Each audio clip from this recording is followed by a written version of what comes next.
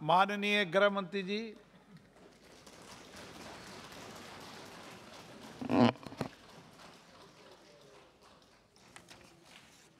माननीय अध्यक्ष जी, कल से सदन एक गंभीर समस्या पर चर्चा कर रहा है। पक्ष और विपक्ष के कुल मिलाकर 53 सदस्यों ने इस विषय पर अपने अपने विचार, सुझाव, कुछ अवलोकन भी रखे हैं, कुछ जानकारियां भी दी है और कुछ ग्रीवेंसेस भी रखे हैं। मैंने कल रात को और आज सुबह सारी चीज़ों को ध्यान से देखा है। मैं सबसे पहले तो सदन के हरसिमरत बहन से शुरू कर पाटिल साहब तक जिन 53 सदस्यों ने अपने मूल्यवान विचार रखे हैं, उनका सरकार की ओर से और समाज की ओर से बहुत बहुत धन्यवाद करना चाहता हूं कि इस विषय को राजनीतिक रंग देने की जगह इस विषय को एक समस्या के नाते सदन ने बहुत गंभीरता से लिया है। क्योंकि हम सब लोग राजनीतिक है, अलग अलग राजनीतिक दल से आते हैं, सत्ता में है, विपक्ष में है, तो थोड़ा बहुत तड़का लगता है राजनीति का। पर उसके तारतम्य को अगर निकाले चर्चा के, तो यहां के हो या वहां के, सभी सदस्यों ने इस बात को स्वीकारा है कि गंभीर समस्या है, हमारी नस्लों को बर्बाद करने वाली समस्या है और अब आगे जाकर ये कारोबार से जो मुनाफा होता है वो आतंकवाद के वित्त पोषण के लिए भी उपयोग में आता है। इसके गंभीर प्रकार के साक्ष्य और सूचनाएं भी तंत्र के पास उपलब्ध हुई हैं। मैं सबसे पहले देश के गृह मंत्री के नाते नरेंद्र मोदी सरकार का संकल्प इस गृह के अंदर दोहराना चाहता हूं। आजादी के अमृत महोत्सव के वर्ष में मोदी जी ने नशा मुक्त भारत का संकल्प समग्र देश के सामने रखा है और जब से सरकार बनी तब से गंभीरतापूर्वक इस दिशा में ढेर सारी कार्यवाही भी हुई। मैं सदन को फिर से एक बार आश्वस्त करना चाहता हूं कि नरेंद्र मोदी सरकार की ड्रग के कारोबार पर और उसके मुनाफे से आतंकवाद के वित्त पोषण पर जीरो टॉलरेंस की नीति है और हम सख्ताई से इसको जीरो तक ले जाने के लिए हम प्रयास कर रहे हैं। मान्यवर, ड्रग का प्रचार प्रसार न केवल हमारी आने वाली नस्लों को खोखला करता है, लाखों लाखों परिवारों को बर्बाद करता है और कई प्रकार के सामाजिक दूषण भी कानून और व्यवस्था से जुड़े हुए भी इससे खड़े होते हैं। आगे मैंने कहा, ऐसे आतंकवाद के वित्त पोषण के लिए भी इसके मुनाफे का जो देश भारत में आतंकवाद को बढ़ाना चाहते हैं, समर्थन देना चाहते हैं, वो इसका उपयोग करते हैं और देश के अर्थतंत्र के अंदर ये डर्टी मनी की प्रेजेंस देश के अर्थतंत्र को भी खोखला करती है। इसलिए जो नरेंद्र मोदी जी ने देश के सम्मानीय प्रधानमंत्री जी ने गृह विभाग के सामने एक लक्ष्य रखा है, नशा मुक्त भारत का। मैं निश्चित रूप से इस सदन को आश्वासन देना चाहता हूं, आश्वस्त करना चाहता हूं कि लक्ष्य की पूरी परिपूर्ति के लिए हमारी ओर से कोई कसर नहीं छोड़ी जाएगी।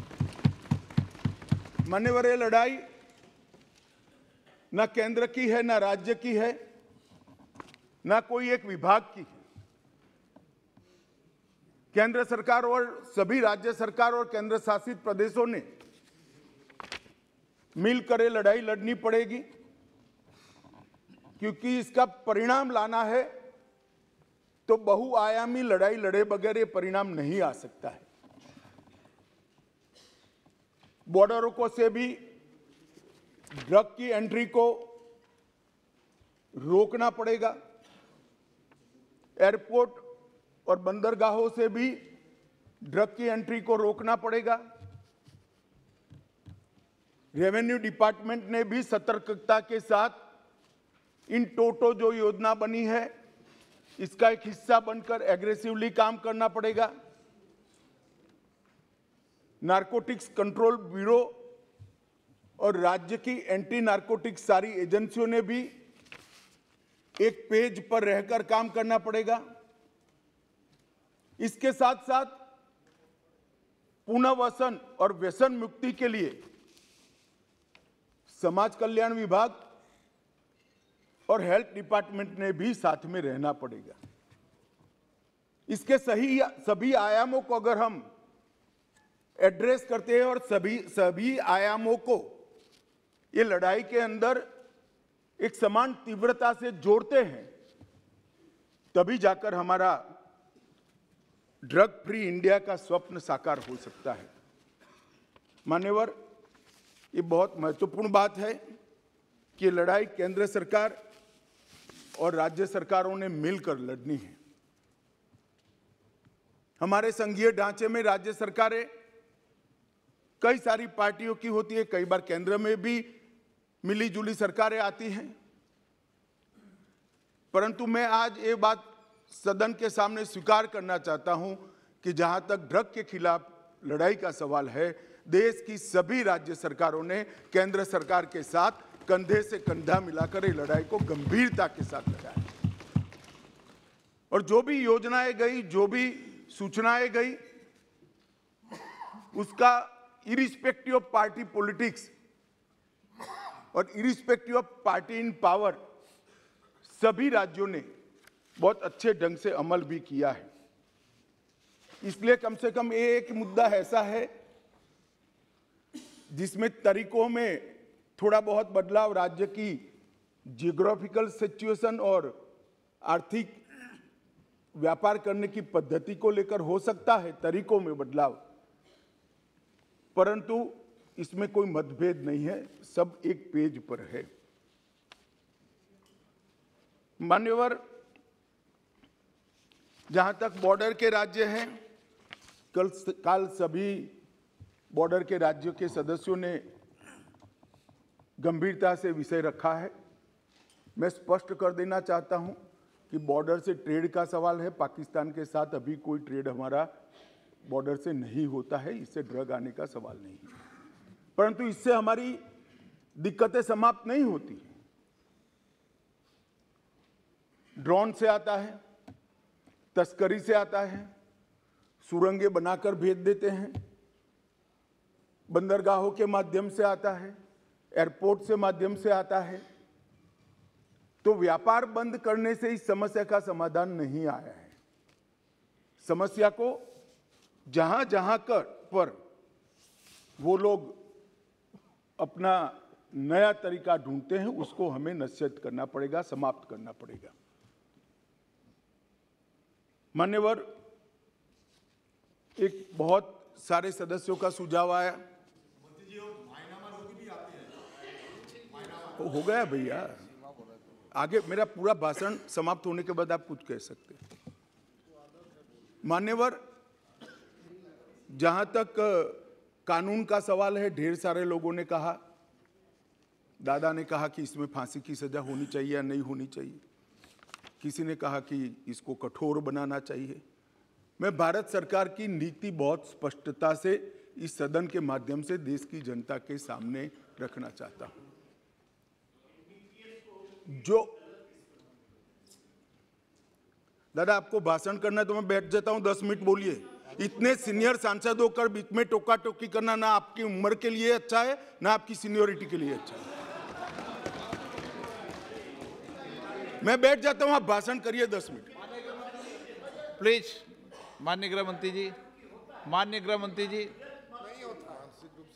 हर बार नहीं करनी चाहिए, विषय की गंभीरता को समझना चाहिए, तो बोले नहीं होते। क्रोधित नहीं होता हूं भैया, समझाता हूं। कई बार समझाना पड़ता है बड़ों को भी। मान्यवर, जहां तक कानून का सवाल है, मैं इस सरकार की नीति को बहुत स्पष्ट करना चाहता हूं।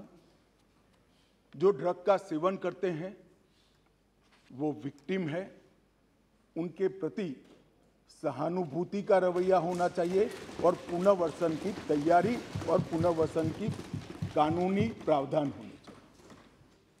परंतु जो ड्रग का व्यापार करते हैं, इसकी तस्करी करते हैं, इसको नीचे तक पहुंचाते हैं, वो चाहे छोटा हो या बड़ा, इसको छोड़ना नहीं चाहिए, उसको कानून के शिकंजे के अंदर डालना चाहिए। ये भेद अगर हम नहीं करते हैं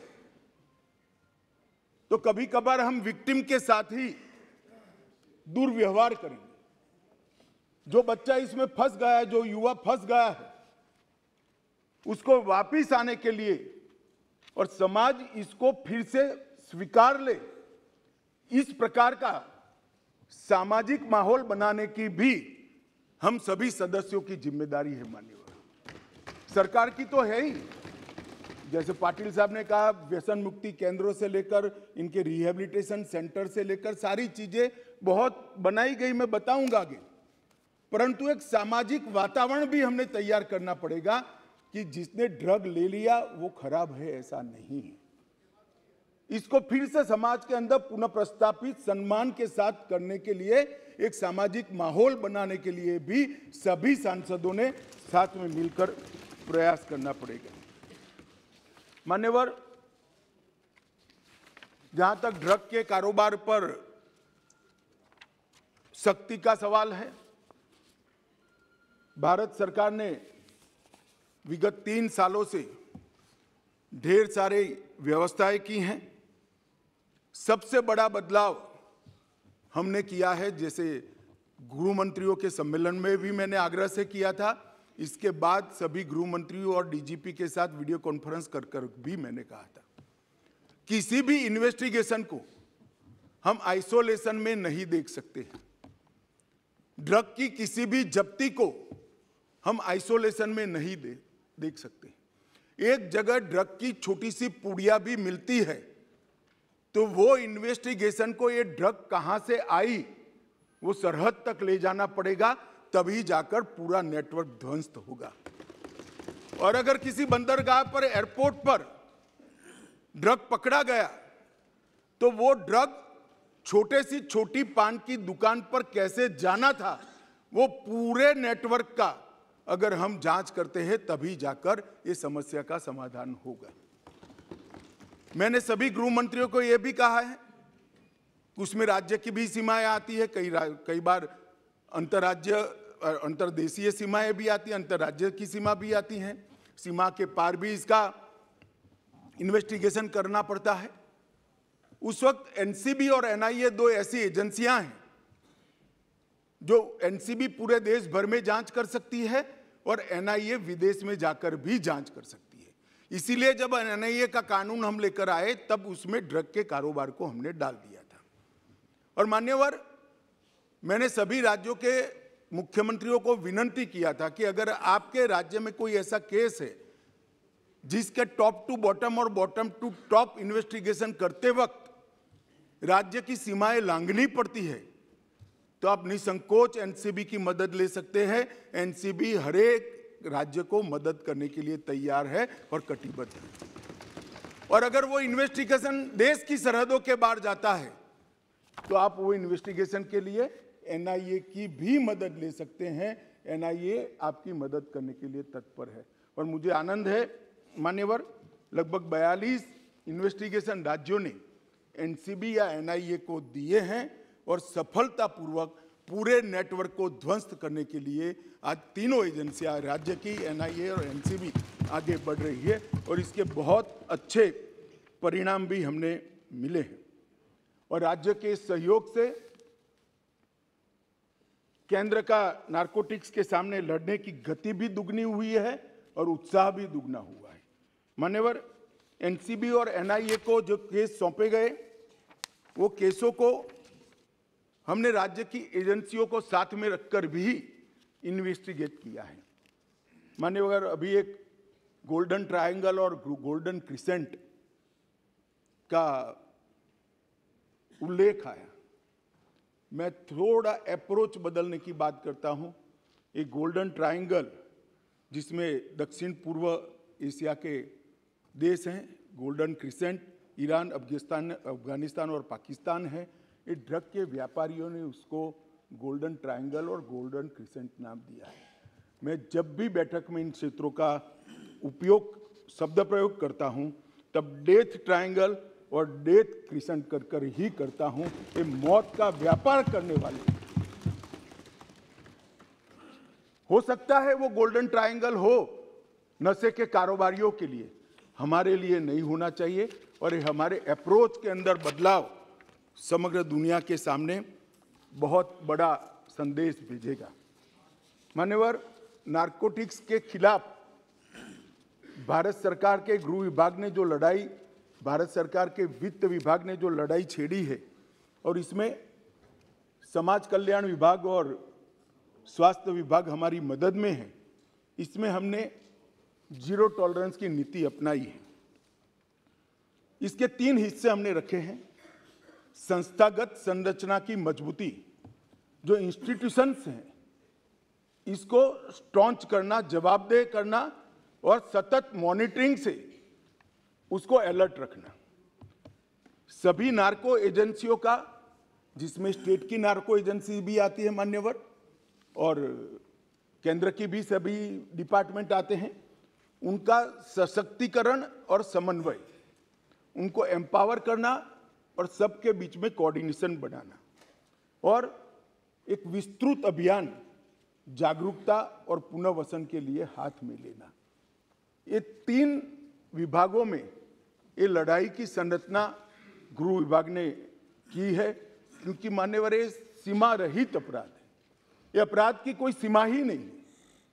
कहीं से बैठकर कोई इसका व्यापार कर रहा है और बच्चे हमारे फंस रहे हैं, नस्लें हमारी बर्बाद हो रही हैं। तो जब तक कोऑपरेशन, कोऑर्डिनेशन और कोलैबोरेशन नहीं होता है, हम इस लड़ाई को जीत नहीं सकते हैं। तो 3 स्तर पर, त्रिसूत्रीय फॉर्मूला पर हम आगे बढ़े हैं और ये तीनों सूत्रों पर होल ऑफ गवर्नमेंट अप्रोच से आगे बढ़े हैं। ये किसी एक डिपार्टमेंट की लड़ाई नहीं है, किसी एक सरकार की नहीं है। राज्य सरकार हो या केंद्र सरकार, उसके सभी डिपार्टमेंट ने साथ मिलकर और देश की सभी सरकारों ने साथ में मिलकर ये लड़ाई को लड़नी है। मान्यवर, हमने जो प्रमुख इनिशिएटिव लिए हैं, इसमें संस्थागत संरचना की मजबूती के लिए मैं बात करना चाहूंगा। 2019 में हमने 4 स्तरीय एनकोड की स्थापना की है। एक शीर्ष स्तरीय एनकोड है, इसके बाद में एग्जीक्यूटिव कार्यकारी स्तर पर एनकोड समिति है, उसके बाद में राज्य स्तरीय एनकोड समिति बनी है और इसके बाद में जिला स्तरीय एनकोड समिति बनी है। तो जिला से लेकर केंद्र तक ये एनकोड समितियों के माध्यम से एक समन्वय स्थापित किया है और केंद्र में भी नीति निर्धारण करने वाले लोग और एग्जीक्यूशन करने वाले लोग, इसके लिए भी शीर्ष स्तरीय कमेटी और कार्यकारी समिति, इस प्रकार के 2 हिस्से हमने किए हैं। अभी 5वीं शीर्ष स्तरीय एनकोड कमेटी की बैठक हुई थी, मैंने ही इसकी अध्यक्षता की थी और ढेर सारे फैसले हमने लेकर नीचे राज्यों को पहुंचाए हैं। अब वो जिले तक परकोलेट हो गए। मगर इस स्तर पर मैं सभी राज्य के मुख्यमंत्रियों को भी सदन के माध्यम से निवेदन करना चाहता हूं।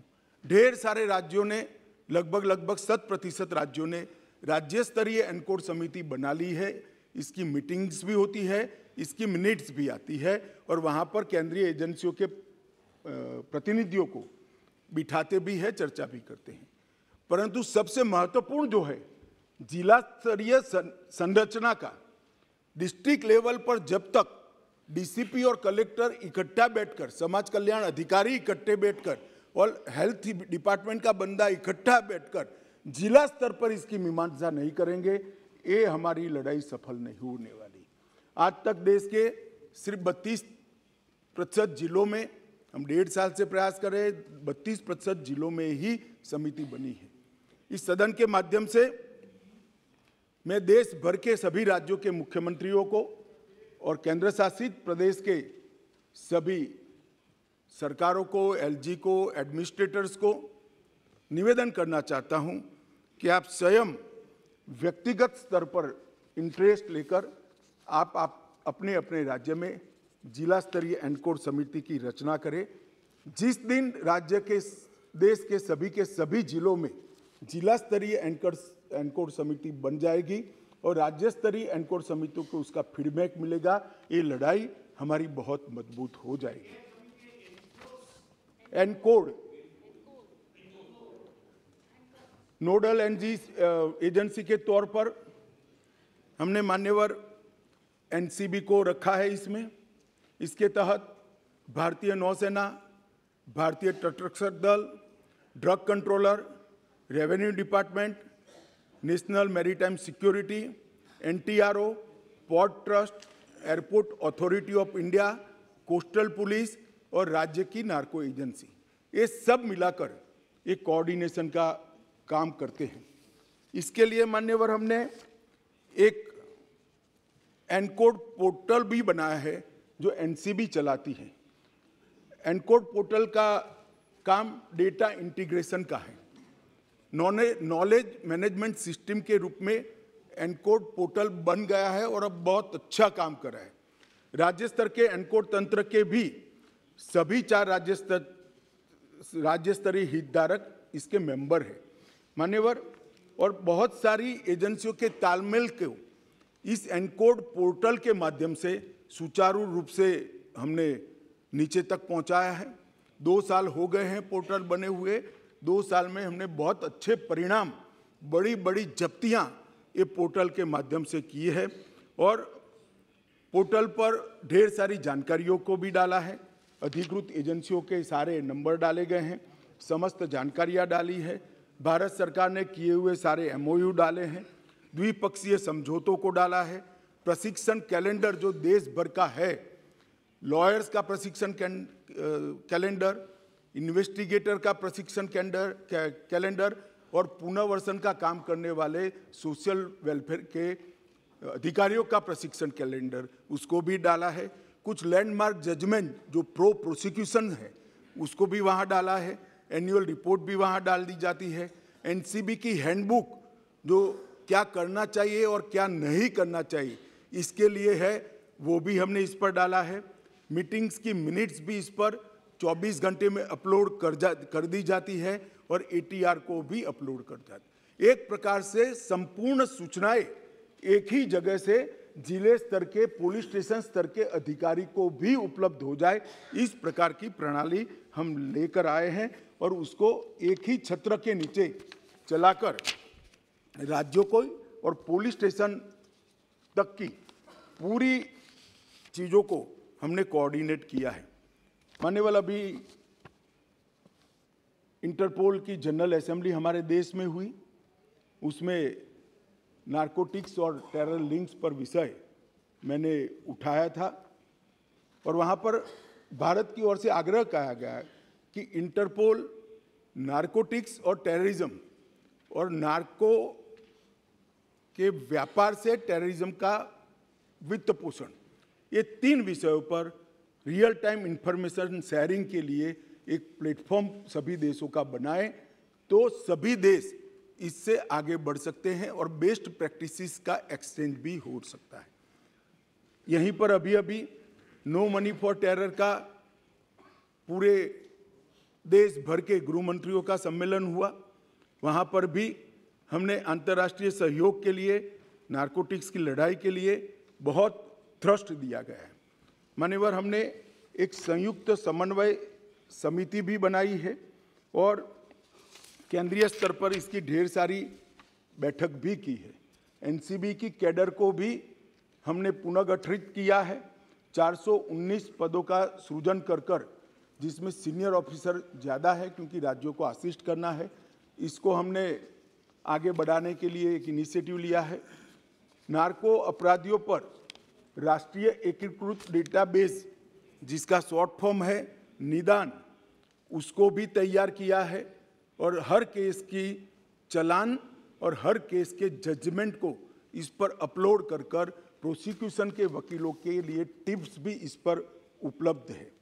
और इसके साथ साथ inter operational criminal justice system ICJS के लिए भी जब्ती सूचना प्रबंधन प्रणाली और जेल का डेटा दोनों भी हम साझा कर रहे हैं। मान्यवर, ड्रग नेटवर्क के चार्ट को भी हमने मैपिंग कर लिया है और पूरे राज्यों में ड्रग आने का रास्ता कौन सा है और उसके नेटवर्क की संभावनाएं क्या है, उसको भी 472 जिलों में हमने मैप कर राज्यों को भेज दिया है। बहुत बड़ी एक्सरसाइज। 2 साल तक भारत सरकार के सभी अधिकारियों ने 472 जिलों का मैपिंग किया है, सर्वे के आधार पर किया है, सूचनाओं के आधार पर किया है और जो जब्ती की गई, जो केस बने गए, जो सजाएं हुई हैं और जो इंट्रोगेशंस के रिपोर्ट्स आए, ये सबको संकलित करते मैं इस सदन में बैठे हुए सभी व्यक्तियों को कहना चाहता हूं कि आप चिंता मत करिए। कितना भी बड़ा अपराधी है, 2 साल में स्थिति ऐसी आने वाली है, इसकी जगह जेल की सलाखों के पीछे। और ये सुनकर अगर किसी को इसमें से वापिस आ जाना है तो अच्छी ही बात है, आ सकते हैं।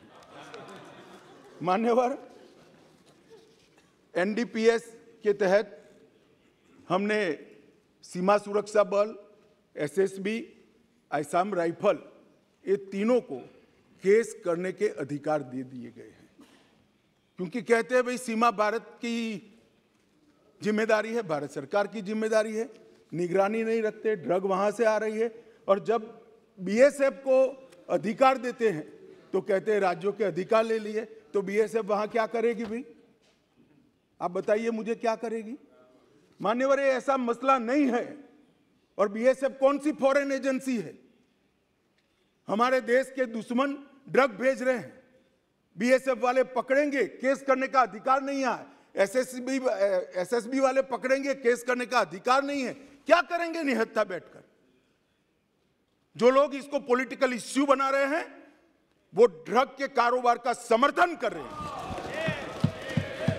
एजेंसियां निहत्थी होकर काम नहीं कर सकती। मान्यवर, एजेंसियों को अधिकार देना पड़ेगा और मेरा स्पष्ट मानना है कि एजेंसियों को अधिकार देना चाहिए। हमारी एजेंसियों पर, देश की एजेंसियों पर, देश का संसद को अगर भरोसा नहीं है तो किस हिम्मत से वो काम करेंगे? मान्यवर, इसी तरह से भारतीय तटरक्षक और सारे जो कोस्टल पुलिस स्टेशन बने हैं राज्यों के, उसको भी अधिकार दिया है।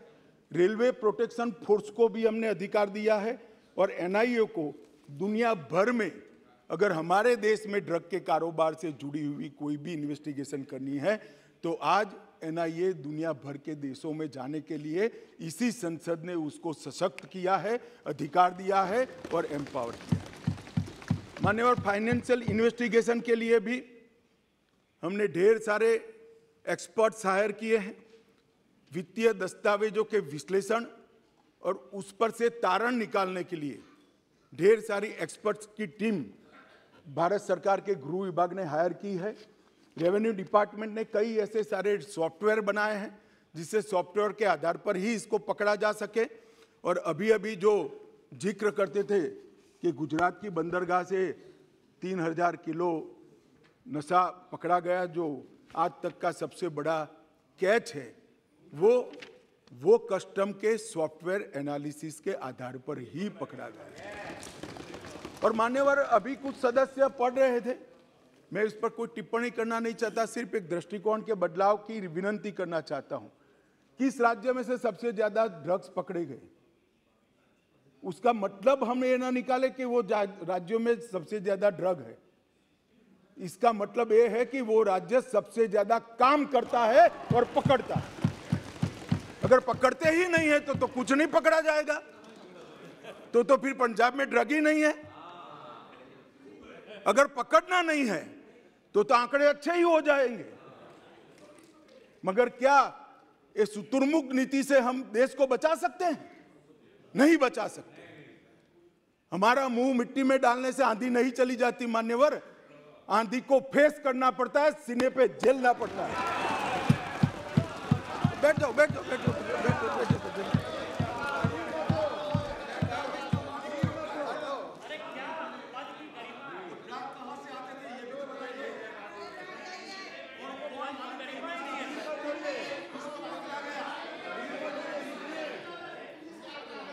एक मिनट मान्यवर कांग्रेस पार्टी के नेता ये कह रहे ड्रग कहां से आ रहा था। ड्रग गल्फ कंट्रीज से आ रहा था। इसके मालिक कौन है, उनको सारे के सारे पकड़ लिए गए हैं, फैक्ट्रियां सील कर दी गई हैं और उसके आधार पर देश के 12 राज्यों में रेड कर वहां भी कारोबार करने वालों को पकड़ लिया। और दूसरी बात, अभी मेरे पास नहीं है, मुझे मालूम नहीं था कि मुझे पुलिस इंस्पेक्टर की तरह इस सदन में जवाब देना पड़ेगा, तो मैं डिटेल लेकर नहीं आया हूं, मगर चालान कर दिया गया है, ऑनलाइन उपलब्ध है, सर्च कर नहीं मिलना है तो मुझे बताइएगा, मैं भेज दूंगा आपको। माननीय अध्यक्ष जी, संपत्तियों को जब्त करने के लिए भी हमने कार्य पद्धति डिस्ट्रिक्ट लेवल तक सर्कुलरेट कर दी है। मनी लॉन्ड्रिंग की चैनलें, हवाला लेन देन और डार्क नेट, ये तीनों के लिए हैकाथॉन कर हमने ढेर सारे बच्चों के टैलेंट को संग्रहित कर एक बहुत सटीक रणनीति बनाई है, जो सार्वजनिक करना ठीक नहीं है, परंतु मैं इतना कहना चाहता हूं कि सारी चैनलों का उपयोग कर कोई मानता है कि एजेंसियों की नज़र के बाहर जाएगा, तो वो ऐसा नहीं होगा। ढेर सारे लोग पकड़े गए हैं और आगे भी अभियान। हमने नारकोटिक्स के पकड़ते वक्त और एयरपोर्ट पर और बंदरगाहों पे डॉग स्क्वाड की तंगी थी, तो हमने हमारे ही स्वदेशी डॉग की नस्ल को तैयार कर अब बहुत बड़ी मात्रा में डॉग स्क्वाड बना लिए हैं और हम राज्यों को भी मान्यवर दे रहे हैं। मान्यवर, एनकोड के स्ट्रक्चर से जो प्रभावी समन्वय हो रहा है, इसको नीचे तक ले जाने के लिए हमने ढेर सारी सूचनाएं दी हैं। इसके साथ साथ एकीकृत ड्रग डेटा, सूचना प्रबंधन, सरकारी आदेश, सरकारी कानूनों, जो मैपिंग किया गया है इसकी डिटेल्स, मैपिंग को एक्सप्लोर करने के लिए जो नियम बनाए गए, ये best practices exchange, standard operating procedures और न्यायालय के अच्छे प्रोसिक्यूशन के पक्ष में आए हुए आदेशों का एनालिसिस और आर्ग्यूमेंट्स, ये सारा तैयार कर जिला स्तर तक एनकोड के माध्यम से हमने भेज दिया है। मान्यवर, dedicated anti narcotics task force भी हमने बनाया है। राज्यों और संघ क्षेत्रों के समर्पित एक एंटी नारकोटिक्स टास्क फोर्स भी राज्यों की सहायता में उपलब्ध है। इसके साथ साथ फार्मा डिपार्टमेंट जो भारत सरकार का है, दोहरे उपयोग वाली दवाइयों के लिए कितना मिनिमम उपयोग हो सकता है, इस पर भी एक अधिकारियों का समिति बनाकर कितनी दवाओं पर बैन कर सकते हैं, जिसके विकल्प उपलब्ध हैं, वो दवाइयों को पूर्णतः बैन कर दिया जाए, इस पर भी काम चालू है। 4 मीटिंग हो गई है, अंतिम मीटिंग मार्च महीने में रखी है। मुझे आशा है कि ढेर सारी दवाइयों को प्रतिबंधित श्रेणी में हम ले जाएंगे, जिससे इसके उपयोग पर रोक लगाई जा सके। मान्यवर, समुद्री रास्ते से तस्करी रोकने के लिए मैं इतना बताता हूं कि एक जमाना था जब सीमाओं से नारकोटिक्स आता था, आज भी आता है, ड्रोन से आता है। जो ओपन सरहदें हैं उत्तर पूर्व की, वहाँ से भी आता है। परंतु 60 से 70% नारकोटिक्स अब समुद्री रास्ते से और एयरपोर्ट से आता है। इसको पकड़ने के लिए भी हाई लेवल टास्क फोर्स बना दिया गया है और हमने भारतीय नौसेना, भारतीय तटरक्षक, एयरपोर्ट अथॉरिटी ऑफ इंडिया और एनसीबी चारों की संयुक्त साप्ताहिक बैठक कर सूचनाओं का आदान प्रदान करते हैं, जिसमें कस्टम और रेवेन्यू डिपार्टमेंट के ऑफिसर को भी रखते हैं। तो हम एक भी कोना ऐसा छोड़ना नहीं चाहते जहां से ड्रग की अवैध कारोबार भारत के अंदर प्रवेश हो। मान्यवर, अवैध खेती का जहां तक सवाल है, हमने कुछ सॉफ्टवेयर बनाए हैं, ड्रोन का उपयोग कर रहे हैं। मैं मणिपुर के मुख्यमंत्री को बहुत बहुत बधाई देना चाहता हूं कि सबसे पायलट प्रोजेक्ट हमने वहां लिया था। वहां पर लगभग 1000 हेक्टर अवैध नशे की खेती को डिस्ट्रॉय कर उनको वहां पर हॉर्टिकल्चर प्लांटेशन कर रिहेबिलिट करने का प्रयास किया है। इसी प्रकार का प्रोग्राम हमने राजस्थान के लिए भी बनाया है, मध्य प्रदेश के लिए भी बनाया है, सारे नॉर्थ ईस्ट के राज्यों के लिए भी हमने बनाया है। और ये हमारा जो अध्ययन समूह है गृह मंत्रालय का, इसने बहुत अच्छा रोड मैप राज्यों को बनाकर इस विषय में दिया है।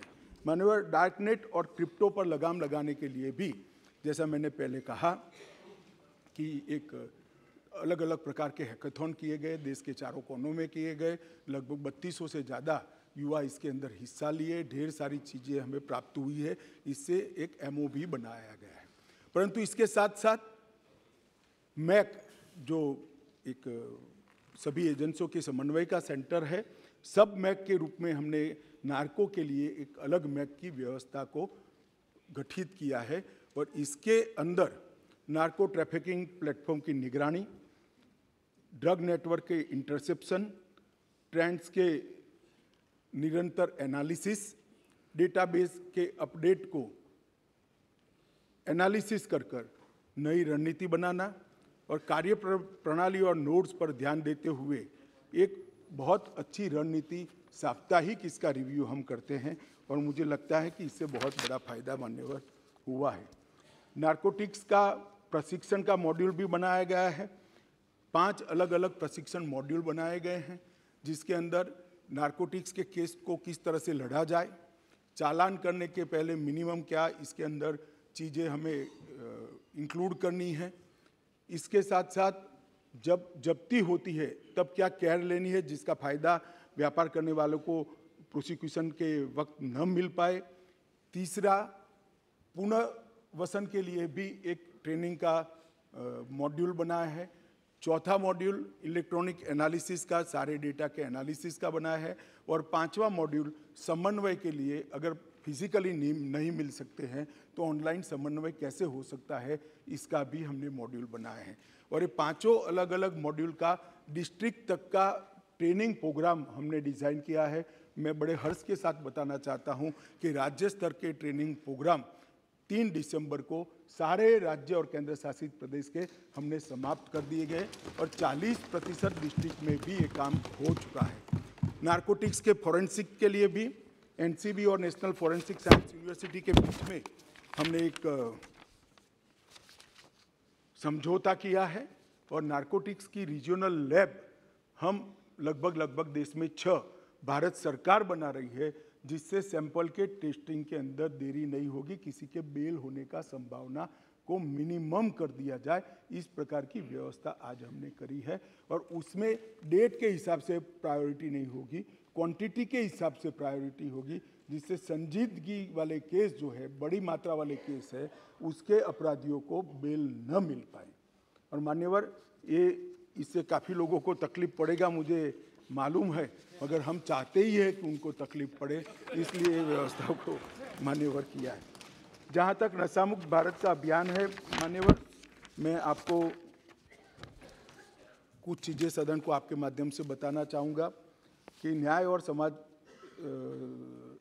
सामाजिक न्याय और अधिकारिता मंत्रालय द्वारा 15 अगस्त 2020 को ये अभियान को हमने लॉन्च कर दिया गया है और 372 जिले जो मैंने कहा मैपिंग किए हुए हैं, वो सभी 372 जिलों में लगभग हमने इसको नीचे तक, तहसीलों तक पहुंचाने की शुरुआत की है।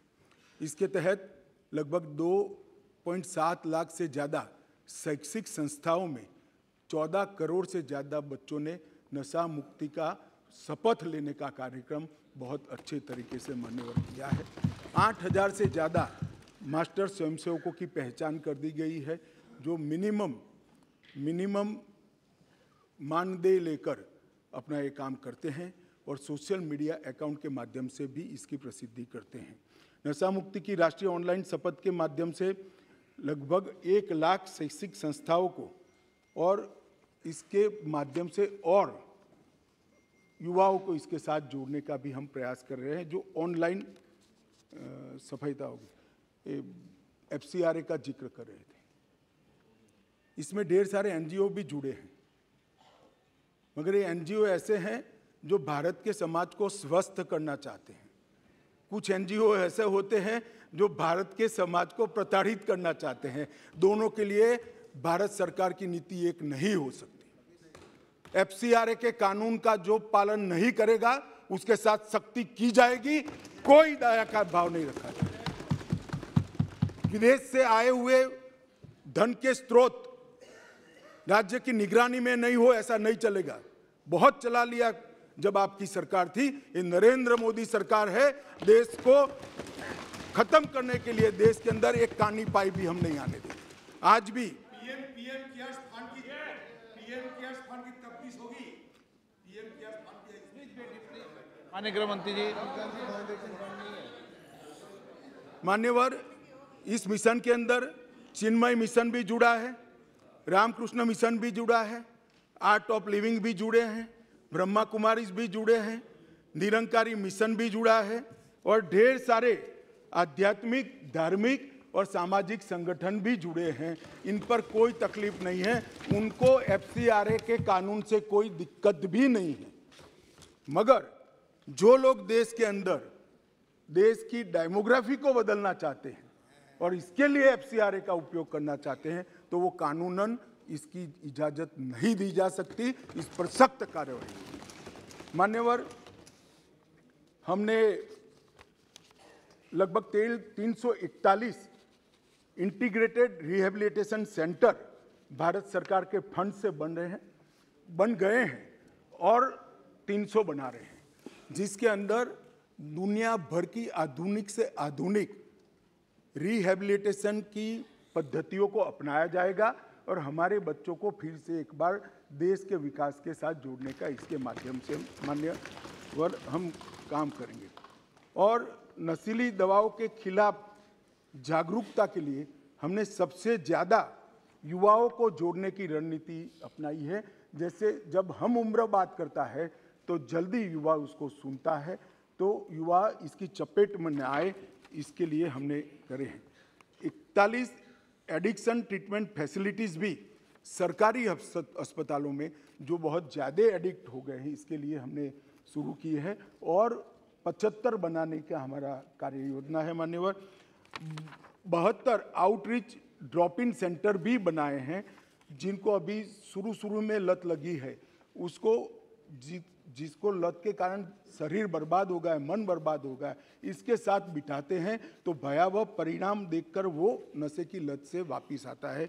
ऐसे भी सेंटर हमने लगाए हैं और लगभग 2 लाख परामर्शदाता भी हमने तैयार किए हैं, जो ऐसी केस में परामर्श देने का काम करते हैं। मान्यवर, नशा मुक्ति के लिए मैंने जैसे कहा कि एनकोड की बैठक स्वयं मेरी अध्यक्षता में हुई। नशीली दवाओं के दुरुपयोग पर मैंने क्षेत्र वाइज भी सभी राज्यों के मुख्यमंत्रियों के साथ बैठक की है। दक्षिण का बैठक बाकी है, बहुत जल्दी कर दूंगा।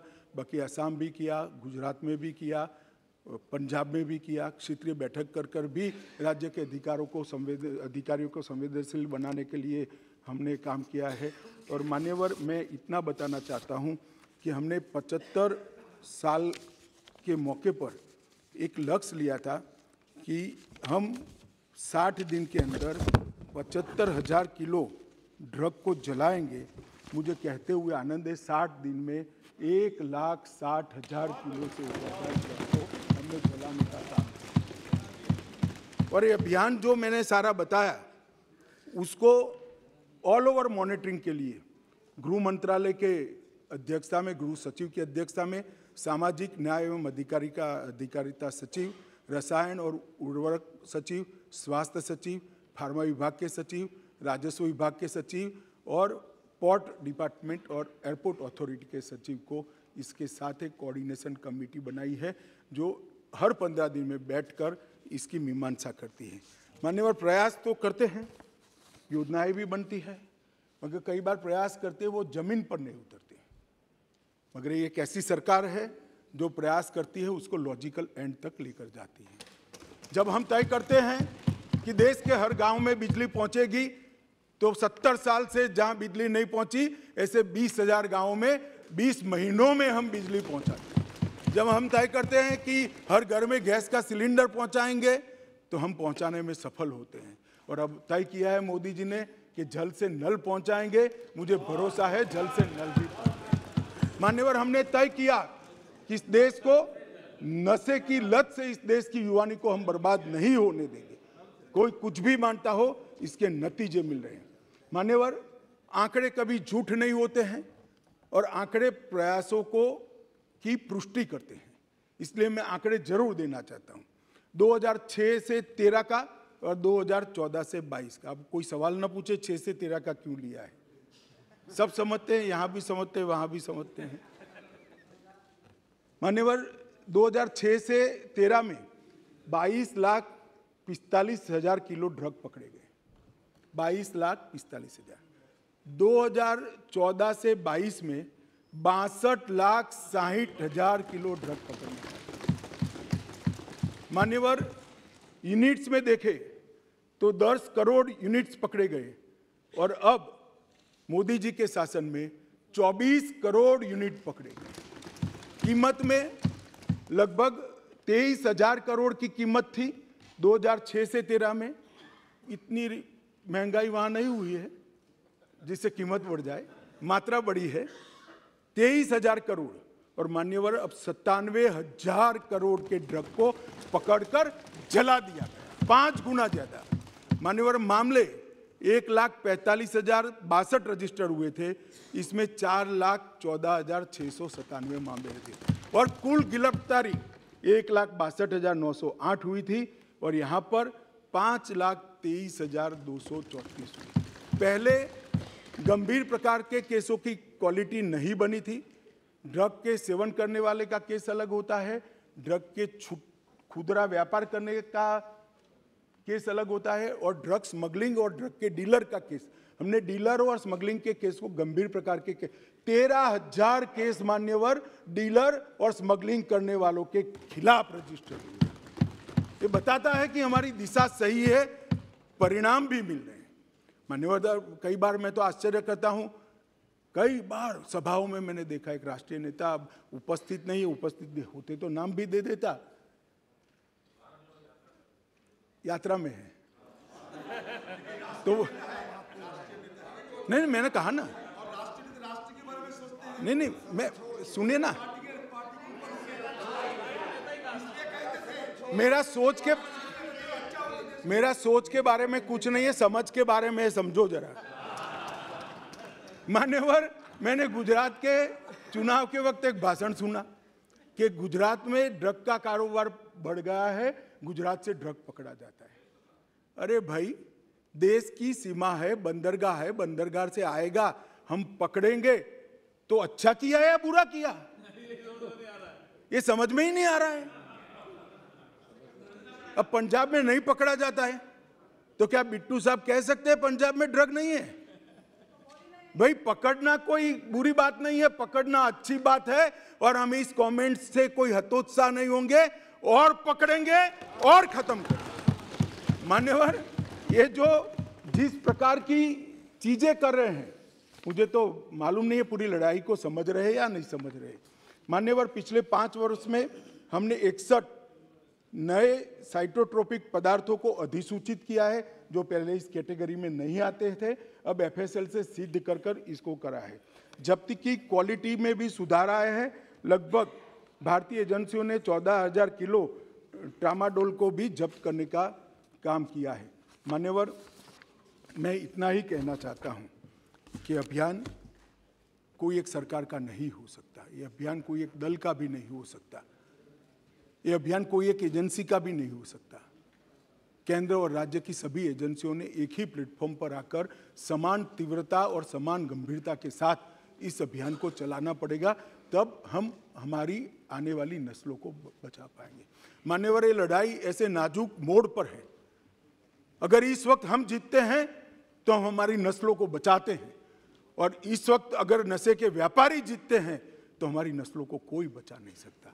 इसलिए मेरा पूरा सदन से अनुरोध है मान्यवर कि इस एक मुद्दे पर हम राजनीति न करें, सभी राज्य की सरकार एक साथ आए, जिला स्तरीय एनकोड की रचना करें, और ये जो अभियान मोदी जी के नेतृत्व में भारत सरकार के गृह विभाग ने चलाया है, वो अभियान को सभी लोग मजबूत बनाएं। हम भी राज्यों के अभियान को मजबूत बनाने के लिए बहुत तत्पर हैं और उत्सुक भी हैं। सब केंद्र शासित प्रदेश, राज्य सरकार, केंद्र सरकार और समग्र देश की जनता और हम सभी जनप्रतिनिधि मिलकर इस अभियान को सफल बनाएं और जीरो टॉलरेंस टू ड्रग और नशा मुक्त भारत की रचना करें। यही अभ्यर्थना कर मेरी बात को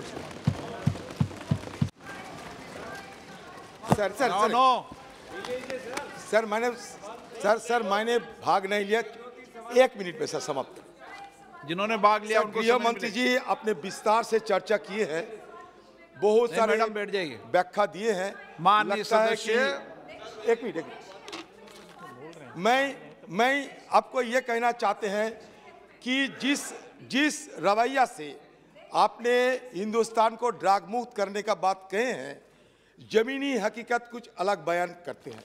आपको जानकारी के लिए मैं ये दोहराना चाहते हैं कि supreme court ordered government survey from December 2022 reported that a staggering 3.1 crore number of cannabis users and 2.26 crore opiate users with around 25 and 77 lakh facing dependency on both substances respectively। 1 number. 2 number, आत्महत्या 2018 साल में आपने तो गिनती की है 6 से 13, मैंने दूसरा गिनती कर रहे हैं। 2018 साल में हिंदुस्तान में ये ड्रग अब्यूज और अल्कोहल की चलते मौत हुई थी, मतलब सुइसाइड, खुदकुशी किए गए थे 7,193। आपको नेशनल क्राइम रिकॉर्ड ब्यूरो की बात करते हैं। और 2021 में आपकी दफ्तर की रिपोर्ट के मुताबिक सुइसाइड हुए हैं, मतलब आत्महत्या हुए हैं 10,560। तो मतलब बढ़ते जा रहे हैं। आप कहते सब जला दिए हैं, इतना जला दिया है, मतलब आपूर्ति भी ज्यादा होता है, इसलिए जलाने के आपको मसाला भी मिलते हैं। सर हो गया, सर हो गया, सर आपने बोल लिया 15 मिनट नहीं। सर मेरा कसम, सर खत्म, सर कसम खाते सर आधा भी नहीं बोलूंगा सर।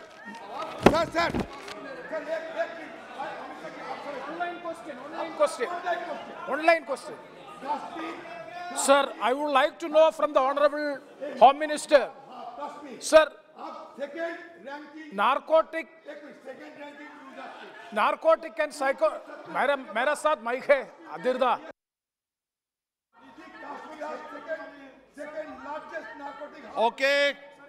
ओके, नो, नहीं प्रेमचंद जी, आपको सबको नहीं, आपको 15 मिनट मौका दिया। माननीय सदस्य प्लीज, माननीय सदस्य बैठिए माननीय सदस्य प्लीज। नहीं माननीय सदस्य, नहीं माननीय, कोई रिकॉर्ड में नहीं आ रहा, कोई रिकॉर्ड में नहीं आ रहा, बैठ जाइए आप। माननीय बोलना चाहते हैं? हाँ चलिए, अब 1 मिनट बैठिए, आप बैठिए।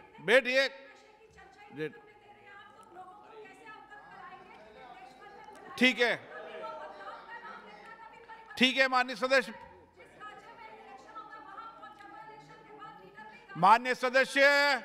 आप बैठ जाइए प्लीज, बैठ जाइए। सभी माननीय सदस्यों को पर्याप्त समय, पर्याप्त अवसर दिया, एक लंबी चर्चा चलाई। उस समय आपकी हर बात का माननीय गृह मंत्री जी ने तथ्य से जवाब दिया। आपको 20-20 मिनट बुलाया, फिर भी आप डिस्टर्बेंस करते, तो अच्छी चर्चा नहीं है। उन्होंने नहीं बोला था, उन्होंने बात रख दी अपनी, और सदन इस बात पे सब पे सहमत। एक संकल्प है, देश में मादक द्रव्यों के सेवन से उत्पन्न स्थिति पर सदन में 2 दिन से चल रही चर्चा आज संपन्न हुई। सभी पक्षों और सभी दलों के माननीय सदस्यों ने इस महत्वपूर्ण विषय पर सार्थक चर्चा और संवाद किया। इस विषय पर पूरे सदन ने गंभीर चिंता जताई है। सरकार ने भी मादक द्रव्यों के सेवन की समस्या, जो विशेष रूप से युवाओं के जीवन पर प्रतिकूल प्रभाव डाल रही है, उसको सामूहिकता के साथ समाप्त करने के लिए प्रतिबद्धता जताई है। हमारा देश का युवा समर्थवान है, ऊर्जावान है। उनको ऐसी बुराइयों से बचाना और उनका भविष्य उज्जवल करना देश की सभी लोकतांत्रिक संस्थाओं और निर्वाचित माननीय सदस्यों का दायित्व है।